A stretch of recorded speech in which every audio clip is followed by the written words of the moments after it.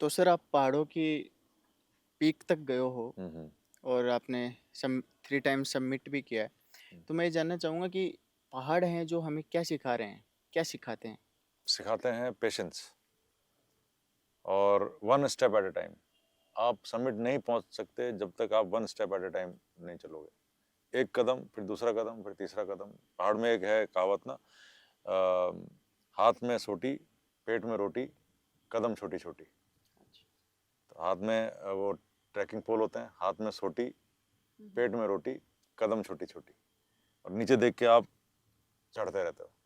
जहाँ आपने सिर ऊपर उठाया कि और मैं स्ट्रांग हूँ, वहीं गिरते हो। तो सबसे इम्पोर्टेंट चीज़ जो पहाड़ सिखाता है वो है one step at a time.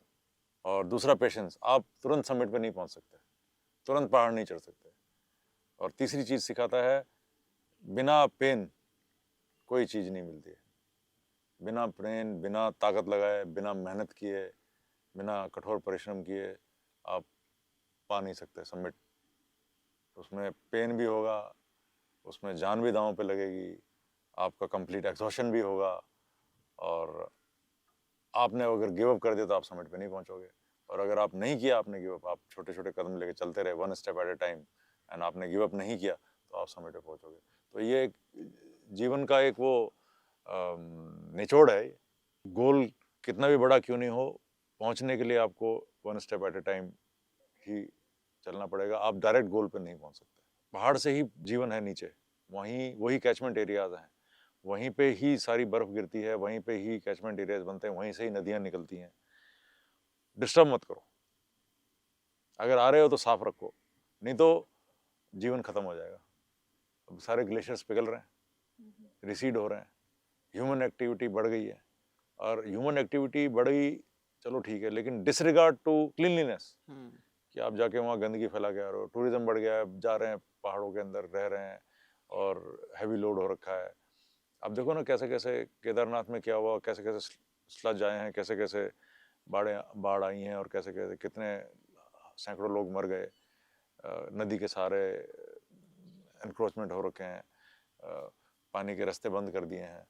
तो पहाड़ ये बोल रहा है कि ऐसा ना करें, और ऐसा करेंगे तो खामियाजा भुगतना पड़ेगा, और भुगत भी रहे हैं।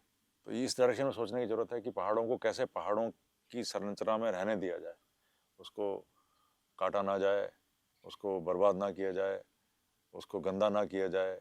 उसमें जो आपको जल जो मिल रहा है, जो कैचमेंट एरिया से जो हम पानी पी रहे हैं, नीचे नदियों के अंदर पानी वहीं से आता है, उसको आने दिया जाए, उसको उसी फॉर्म में रहने दिया जाए। तो ये पहाड़ संदेश दे रहा है, करो भाई ऐसा। सर जब हम पहाड़ चढ़ते हैं तो हम्म। खाना-वाने का क्या सिस्टम रहता है? और जब भी आप जैसे मैक्सिमम कितने डेज़ में आपने कोई सबमिट किया है? अब जैसे शाही कांगड़ी का बता रहा था, 65 डेज, 2 महीने से भी ज़्यादा। और खाना वगैरह जो है वो जहाँ तक हो सकता है फ्रेश, कोशिश करते हैं कि सब कुछ फ्रेश मिले, दाल सब्जी रोटी वगैरह सब मिले। तो उसके लिए कैंप्स लगाए जाते हैं, camp 1 base camp, intermediate base camp, camp 1 camp 2 camp 3, और फिर एक पूरी सप्लाई चेन बनाई जाती है। तो और हर कैंप में कुकिंग का अरेंजमेंट होता है। नीचे वाले जो कैंप्स हैं उसके अंदर फ्रेश राशन की प्रोविज़न किया जाता है। अब जैसे शाही कांगड़ी चढ़ी तो हमारे पास में घोड़े थे, तो रोड से जहाँ तक घोड़ा जा सकता है, जस कारपोनी, वहाँ तक हम घोड़ों पे सामान लेके गए।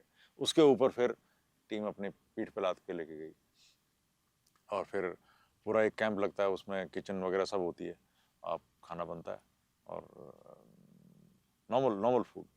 और ऊपर वाले जो हायर कैंप होते हैं उसमें फिर मील रेडी टू ईट, और या फिर सत्तू, इस तरीके की चीज़ें खाई जाती हैं। और चाय लेकिन चलती है, चाय चाय का एक कप मिल गया, एनर्जी।